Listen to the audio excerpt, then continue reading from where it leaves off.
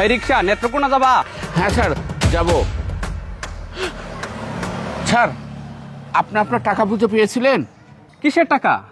Sir সেদিন যে আমার রিক্সায় 2 লক্ষ টাকা আপনি রেখে গিয়েছিলেন, সে টাকা আপনি বুঝে পাইছিলেন? ছোট লোকের বাচ্চা, তোকে তো আমি খুঁজতেছিলাম। ছোট লোকের বাচ্চা রিক্সাওয়ালা।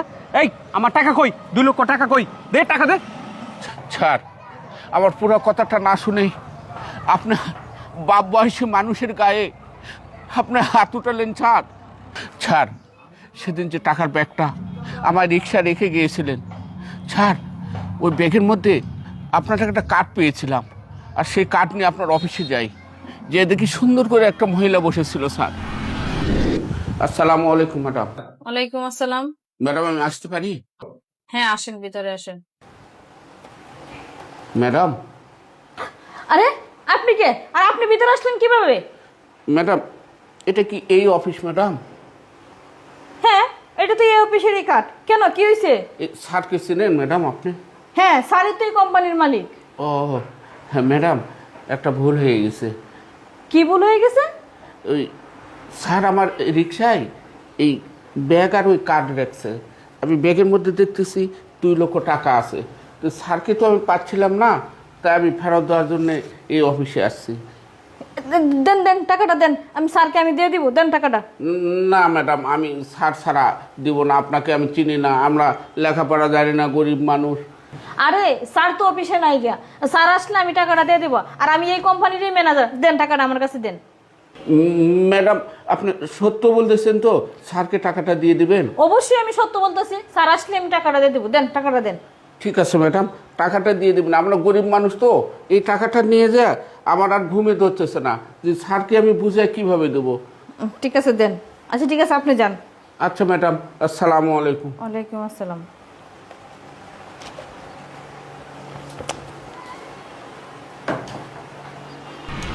আমি তাকে আপনার কথা জিজ্ঞাসা করলাম, সে ম্যাডাম বলতেছে যে না, ও স্যার এখন নয় বাইরে গিয়েছে।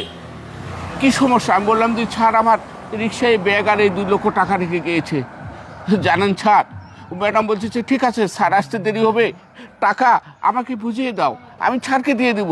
স্যার আমি সেদিন তো টাকাটা দিয়ে আসছি। স্যার কোনো কিছু না শুনে না জেনে আমাকে কেন মারলেন স্যার? ছোট লোকের বাচ্চা, তোদের চরিত্রটা আমার খুব ভালো জানা আছে। তোরা রিক্সা চালকেরা মানুষের টাকা দেখলে লোভ সামলাইতে পারিস না, তাই না? আবারও মিথ্যা কথা বলতেছস। আমার টাকা দে।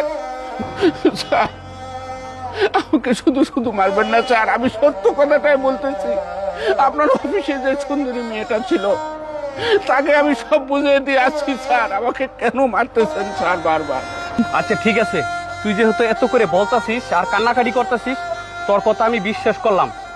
আর যদি তোর কথাটা মিথ্যা হয়, তোর যে কি অবস্থাটা করব তুই কল্পনাও করতে পারবি না। কথাটা বুঝতে পারছিস? তুই এদিকে আয়, আমি যেভাবে বলবো ঠিক সেভাবে কাজটা করবি, ঠিক আছে?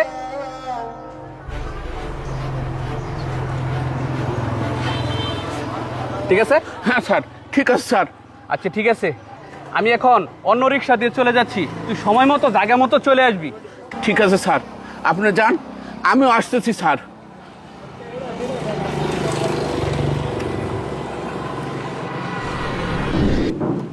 ম্যাডাম। আরে এই তুই আবারও আসতেছস আজকে? ম্যাডাম একটা জিনিস ভুল হয়ে গেছে ম্যাডাম। কি ভুল হয়ে গেছে? সেদিন আমি একটা বড় অপরাধ করে ফেলছি ম্যাডাম। কি অপরাধ করে ফেলছিস তুই? বড় অপরাধ মানে? ম্যাডাম ওই ব্যাগে 2 লক্ষ টাকা নয়, টাকা ছিল 3 লক্ষ। কি বলিস তুই? হ্যাঁ ম্যাডাম, যা সত্য সেটাই আমি বলতেছি। জানেন ম্যাডাম, এই 1 লক্ষ টাকা আমি সরিয়ে রাখার পর থেকে আমার আর চোখে ঘুম নাই, আমি কিছু খাইতে পারতেছি না, কেমন যেন আনচান নামচান হচ্ছে। আর ভেবেছিলাম যে 1 লক্ষ টাকা দিয়ে আমি একটা পানের দোকান দেব। আবার চিন্তা করলাম যে না, পড়ার টাকা 1 লক্ষ টাকা দিয়ে এই টাকা আমার ছেলে মেয়েকে খাওয়াবো, পাপ হবে। সে ভেবে ম্যাডাম আমি 1 লক্ষ টাকা আমার স্যারকে ফেরত দেওয়ার জন্য আসছি। দে টাকাটা দে। তোদের ছোট লোকদের না এটাই হচ্ছে স্বভাব। তোরা টাকা দেখলে টাকা লোভ সামলাতে পারিস না, বুঝছস? যা এখান থেকে যা, আর কখনো এই অফিসে আসবি না। আচ্ছা ম্যাডাম। দাঁড়ান, সুইটি ম্যাডাম, উনি কে?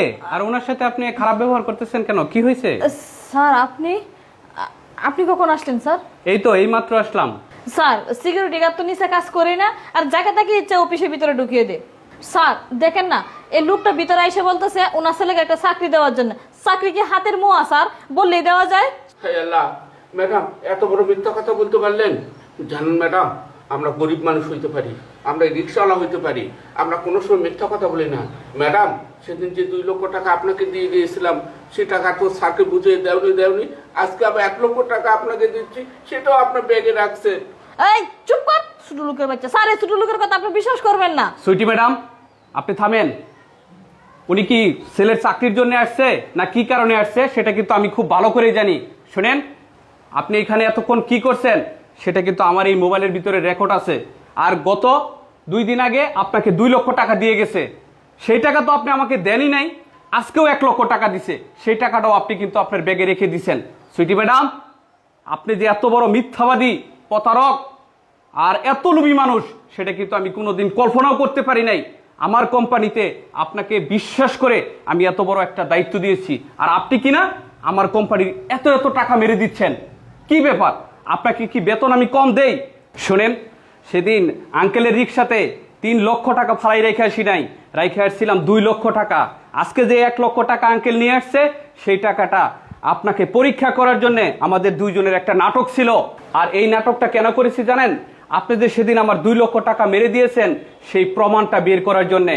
শুনেন, আপনি যে এতটা বিশ্বাসঘাতক এটা আমি কোনোদিন কল্পনাও করতে পারি নাই। আপনাকে আমি এত বড় দায়িত্ব দিয়েছি, নিজের বোনের মতো করে আপনাকে আমার অফিসটা চালাতে দিয়েছি, আর আপনি কি করছেন? আমার সাথে নিমুখ হারামি বেইমানি করছেন, আমার কোম্পানিকে ডুবিয়ে দিচ্ছেন। আপনার মতো নিমুখ হারাম একজন ম্যানেজার আমি কোম্পানিতে রাখতে পারি না। শুনেন, আপনি যে 1 লক্ষ টাকা এইমাত্র নিয়েছেন সেই টাকাটা দেন, আর বাকি 2 লক্ষ টাকা আপনার অ্যাকাউন্ট থেকে আমার কোম্পানির অ্যাকাউন্টে ট্রান্সফার করে দিবেন। এখনই আপনি যান, বেরিয়ে যান বলছি। এই দাঁড়ান, ওই 1 লক্ষ টাকা দেন, তারপরে যান।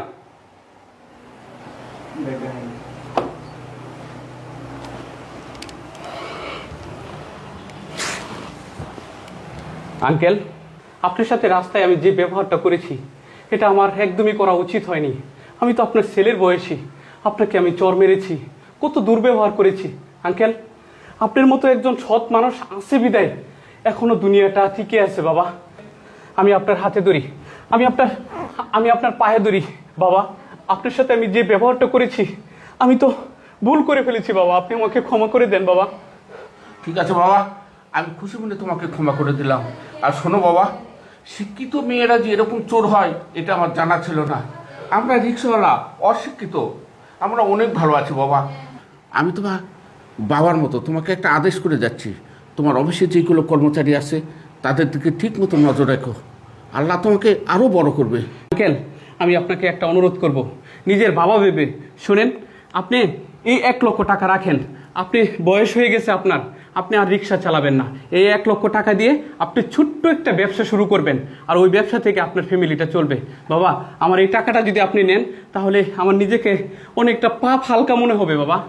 ঠিক আছে বাবা, আমি তোমার অনুরোধ রাখলাম, দোয়া করি আল্লাহ যেন তোমাকে আরও বড় করে, আরও বড় করে। আচ্ছা ঠিক আছে আঙ্কেল, অবশ্যই দোয়া করবেন আপনি আমার জন্য। আচ্ছা ঠিক আছে বাবা, আসি। আসসালামু আলাইকুম। ওয়ালাইকুম সালাম।